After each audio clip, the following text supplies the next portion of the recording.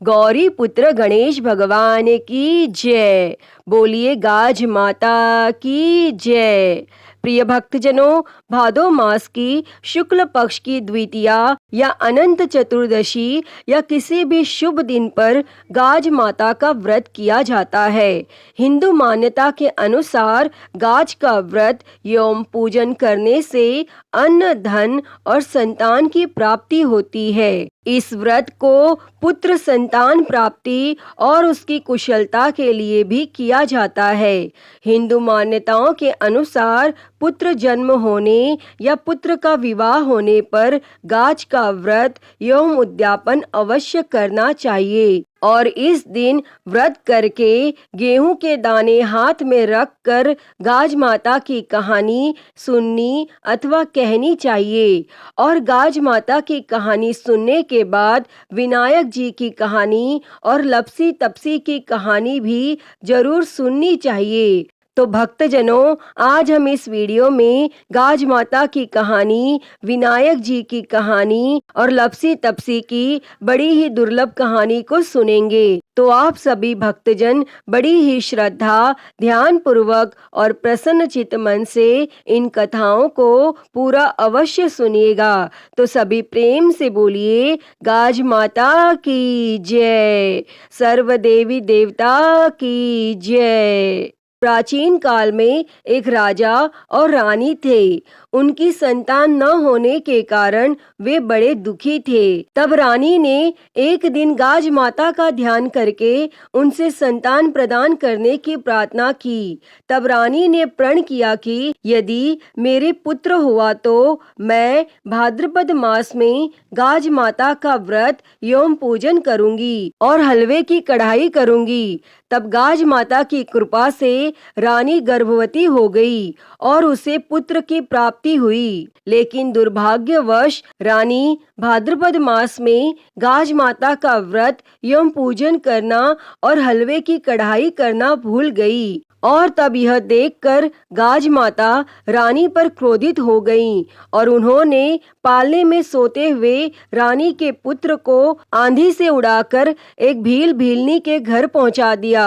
और वो भील भीलनी गाज माता के भक्त थे। जब भील भीलनी ने अपने घर में पालने में सोता बालक देखा तो उनकी प्रसन्नता का ठिकाना नहीं रहा। वे निसंतान होने से बहुत दुखी थे और घर पर एकदम से बच्चे को पाकर भील दंपत्ति बहुत प्रसन्न हुए और बारंबार ईश्वर का धन्यवाद करने लगे। और यहाँ राजा रानी महल में अपने पुत्र को न पाकर बहुत व्यथित हो उठे। तब राजा ने पूरे नगर में अपने पुत्र की खो जाने और ढूंढकर लाने वाले को पुरस्कार देने की घोषणा करा दी। और राजा के वस्त्र धोने वाला धोबी उस भील भीलनी के घर के निकट ही रहता था और उसने भील भीलनी के घर पर पालने में झूलते बालक को देखा तो उसने राजा को सूचना दे दी। तब राजा के सैनिक भील भीलनी को बच्चे के साथ महल लेकर आए और राजा रानी के समक्ष प्रस्तुत किया।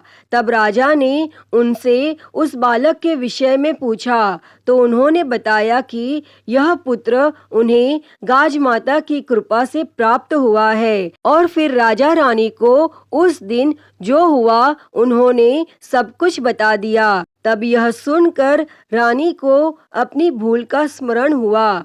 तब रानी ने गाज माता से अपनी भूल के लिए क्षमा मांगी और अगले ही दिन गाज माता का व्रत एवं पूजन करके पूरे धूमधाम से अपने प्रण के अनुसार हलवे की कढ़ाई भी बनाई और गाज माता रानी पर पुनः प्रसन्न हो गईं और उसे उसका पुत्र सकुशल मिल गया। और इधर उन भील भीलनी को भी गाज माता की कृपा से धन धान्य और संतान की प्राप्ति हुई। अतः हे गाज माता, आपने जिस प्रकार राजा रानी और भील भीलनी की मनोकामना पूर्ण की, उसी प्रकार इस कथा को कहने, सुनने और हुंकारा भरने वालों की भी मनोकामना पूर्ण करना। तो सभी प्रेम से बोलिए गाज माता की जय। प्रिय भक्तजनों, आइए अब सुनते हैं विनायक जी की कहानी। एक समय की बात है, एक मेंढक और मेंढकी थे। मेंढकी रोज विनायक जी की कहानी कहती थी। एक दिन मेंढक बोला कि तू क्यों किसी पराये पुरुष का नाम लेती है? अगर अब तू दोबारा नाम लेगी तो मैं तेरा सिर फोड़ दूंगा। तब उसी समय राजा की दासी आई तो उसने मेंढक और मेंढकी को पतीले में डालकर अंगीठी पर चढ़ा दिया। और जब दोनों सीखने लगे तो मेंढक मेंढकी से बोला, यदि तुझे कष्ट हो रहा है तो तू अपने विनायक जी को याद कर, नहीं तो हम दोनों मर जाएंगे। तब मेंढकी ने 7 बार विनायक जी कहा तो 2 सांड लड़ते हुए आए और पतीले को गिरा दिया। तब मेंढक और मेंढकी बहते हुए तालाब में चले गए। अतः हे गणेश जी महाराज, जैसे मेंढक और मेंढकी का संकट काटा, उसी प्रकार सभी के संकट काटना, कहने वाले और सुनने वाले के कष्ट दूर करना, हमारे और हमारे परिवार के सभी दुख दूर करना। तो सभी प्रेम से बोलिए, विनायक जी की जय। प्रिय भक्तजनों, आइए अब सुनते हैं गणेश जी की एक और कहानी। तो उससे पहले आप सभी प्रेम से बोलिए, गणेश भगवान की जय। किसी गांव में एक माँ बेटी रहते थे। एक दिन बेटी अपनी माँ से कहने लगी, माँ, गांव के सभी लोग गणेश मेला देखने जा रहे हैं, मैं भी मेला देखने जाऊंगी। तब माँ ने कहा, मेले में तो बहुत भीड़ होगी, तुम गिर जाओगी और तुम्हें चोट लग जाएगी। परंतु लड़की नहीं मानी और वह मेला देखने की जिद करने लगी।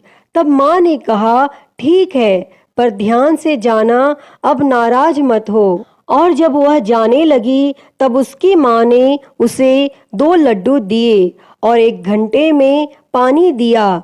माँ बोली, 1 लड्डू और थोड़ा सा पानी गणेश जी को दे देना और दूसरा लड्डू, बाकी बचा हुआ पानी तुम पी लेना।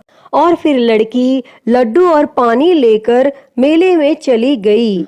और शाम होने पर गांव के सभी लोग वापस आ गए, लेकिन लड़की वापस नहीं आई और वह मेले में गणेश जी की मूर्ति के पास बैठ गई और कहने लगी कि 1 लड्डू और पानी आपके लिए और दूसरा लड्डू और बाकी बचा हुआ पानी मेरे लिए। अब आप जल्दी से अपना लड्डू खा लो और पानी पी लो, ताकि मैं भी अपना लड्डू और बाकी बचा हुआ पानी पी सकूं। और इस तरह कहते कहते पूरी रात बीत गई और गणेश भगवान सोचने लगे कि अगर मैंने यह लड्डू नहीं खाया और पानी नहीं पिया तो यह लड़की अपने घर नहीं जाएगी। इसीलिए गणेश भगवान एक छोटे से लड़के के वेश में आ गए और उन्होंने उस लड़की से 1 लड्डू लेकर खा लिया और साथ ही थोड़ा सा पानी भी पी लिया। और फिर वह कहने लगे, तुम्हें जो चाहिए वह मांग लो। तब लड़की सोचने लगी कि क्या मांगू, अन्न मांगू, धन मांगू, या फिर खेत मांगू, या महल मांगू, या फिर अपने लिए एक अच्छा सा वर मांग लूं। मुझे तो कुछ समझ नहीं आ रहा है। और वह सोच ही रही थी कि गणेश भगवान उसके मन की बात को जान गए और उन्होंने लड़की से कहा, तुम अपने घर जाओ, जो भी तुमने अपने मन में सोचा है वह सब तुम्हें मिल जाएगा। और फिर वह लड़की अपने घर चली गई। और जब वह घर पहुंची तो माँ ने पूछा, इतनी देर कहाँ हो गई? तब लड़की बोली, आपने जैसा कहा था मैंने वैसा ही किया। मैंने 1 लड्डू और थोड़ा सा पानी गणेश जी को पिला दिया और दूसरा लड्डू और बचा हुआ पानी खुद पी लिया। और उसके इतना कहते ही लड़की ने जो सोचा था वह सब उसे मिल गया। अतः हे गणेश भगवान जी, जैसे आपने उस लड़की और उसकी माँ पर कृपा की, वैसी ही कृपा इस कहानी को कहते, सुनते और हुंकारा भरते सब पर करना। कथा अधूरी हो तो पूरी करना, पूरी हो तो मान रखना। तो प्रेम से बोलिए गणेश भगवान की जय। प्रिय भक्तजनों, आइए अब सुनते हैं गणेश जी की एक और कहानी। एक समय की बात है, किसी गांव में एक ब्राह्मण और ब्राह्मणी रहते थे। वह ब्राह्मण हर रोज सुबह उठकर गंगा जी में नहाने जाता और आकर गणेश भगवान की पूजा करता था। लेकिन उसकी पत्नी को यह पूजा अच्छी नहीं लगती थी। वह हर रोज ब्राह्मण से कहती कि तुम सुबह सवेरे ही पूजा करने बैठ जाते हो और मैं घर का काम काज झाड़ू बुहारी कब करूं। लेकिन वह ब्राह्मण उसकी बात को अनसुना कर देता। एक दिन ब्राह्मण गंगा जी में नहाने गया। पीछे से उसकी पत्नी ने भगवान गणेश जी की मूर्ति को छिपा दिया। तब ब्राह्मण ने आकर पूछा, मेरी गणेश जी की मूर्ति कहाँ गई? तब ब्राह्मणी ने कहा, मुझे नहीं पता कि आपकी मूर्ति कहाँ है। और उस दिन ब्राह्मण ने खाना नहीं खाया और कहा, मैं तो गणेश भगवान की पूजा करके ही खाना खाऊंगा। ब्राह्मणी ने ब्राह्मण को बहुत समझाया कि खाना खा लो, पर ब्राह्मण ने खाना नहीं खाया और वह रोने लग गया। और दोनों को लड़ते झगड़ते देखकर गणेश जी की मूर्ति हंसने लगी। तब ब्राह्मणी ने गुस्से में आकर कहा, तुम्हारी मूर्ति वहां पर पड़ी है। और मूर्ति के मिलने पर ब्राह्मण ने गणेश भगवान की पूजा की और उसकी पूजा से प्रसन्न होकर भगवान गणेश जी बोले, मेरी सेवा करते करते तुम्हें बहुत दिन हो गए, जो तुम्हें चाहिए वह मांग लो। तब ब्राह्मण ने कहा, अन्न मांगू, धन मांगू, जितना दुनिया में सुख है सारा मांगू। तब गणेश भगवान ने ब्राह्मण को धन धान्य और सारा सुख प्रदान किया। और फिर से ब्राह्मण गणेश भगवान की मूर्ति को मंदिर में रखकर पूजा करने लगा। और तब धन धान्य से भरपूर होने पर ब्राह्मणी के मन में भी गणेश भगवान के लिए श्रद्धा पैदा हुई। और फिर वह ब्राह्मण को बोलकर गणेश भगवान की मूर्ति घर ले आई और दोनों पति पत्नी खूब प्रेम से भगवान गणेश की पूजा करने लगे। अतः हे गणेश महाराज जी, जैसा आपने ब्राह्मण और ब्राह्मणी को दिया, वैसा ही इस कहानी को कहते, सुनते और हुंकारा भरते सब किसी को देना। कहानी अधूरी हो तो पूरी करना। तो सभी प्रेम से बोलिए गणेश जी महाराज की जय। प्रिय भक्तजनों, आइए अब सुनते हैं हर व्रत कथा के साथ पढ़ी और सुनी जाने वाली एक पौराणिक लोक कथा। इस कथा के अनुसार एक लपसी था और एक तपसी था। तपसी हमेशा भगवान की तपस्या में लीन रहता था और लपसी रोजाना 1.25 सेर की लापसी बनाकर भगवान को भोग लगाकर जिम लेता था। और एक दिन दोनों लड़ने लगे। तपसी बोला, मैं रोज भगवान की तपस्या करता हूँ, इसीलिए मैं बड़ा हूँ। लपसी बोला, मैं रोज भगवान को 1.25 सेर लापसी का भोग लगाता हूँ, इसीलिए मैं बड़ा हूँ। तब उसी समय नारद जी वहां से गुजर रहे थे और दोनों को लड़ता देखकर तब उनसे पूछा कि तुम क्यों लड़ रहे हो। तब तपसी ने खुद के बड़ा होने का कारण बताया और लपसी ने अपना कारण बताया। तब नारद जी बोले, तुम्हारा फैसला मैं कर दूंगा।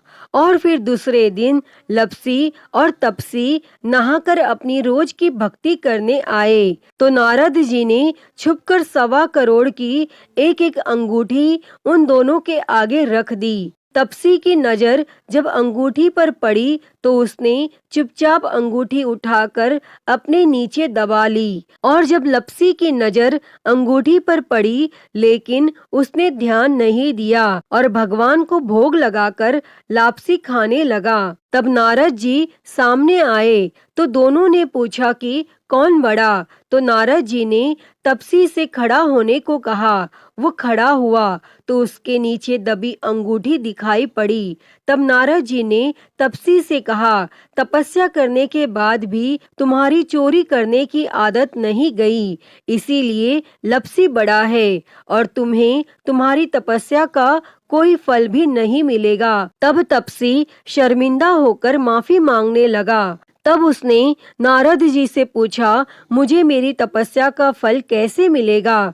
तब नारद जी ने कहा, यदि कोई गाय और कुत्ते की रोटी नहीं बनाएगा तो फल तुझे मिलेगा। यदि कोई ब्राह्मण को भोजन करवाकर दक्षिणा नहीं देगा तो फल तुझे मिलेगा। यदि कोई साड़ी के साथ ब्लाउज नहीं देगा तो फल तुझे मिलेगा। यदि कोई दिए से दिया जलाएगा तो फल तुझे मिलेगा। और यदि कोई सारी कहानी सुने लेकिन तुम्हारी कहानी नहीं सुने तो फल तुझे मिलेगा। और उसी दिन से हर व्रत कथा कहानी के साथ लपसी तपसी की कहानी भी सुनी और कही जाती है। तो सभी प्रेम से बोलिए गाज माता की जय। प्रिय भक्तजनों, तो मैं उम्मीद करती हूँ कि आपको आज की यह कथा पसंद आई होगी और अगर वीडियो अच्छी लगी हो तो इसे लाइक करें, ज़्यादा से ज़्यादा शेयर करें और कमेंट बॉक्स में गाज माता की जय लिखना ना भूलें। और महाकाल भक्ति ज्ञान चैनल को सब्सक्राइब कर नोटिफिकेशन बेल को ज़रूर ऑन कर लें। हर हर महादेव। धन्यवाद।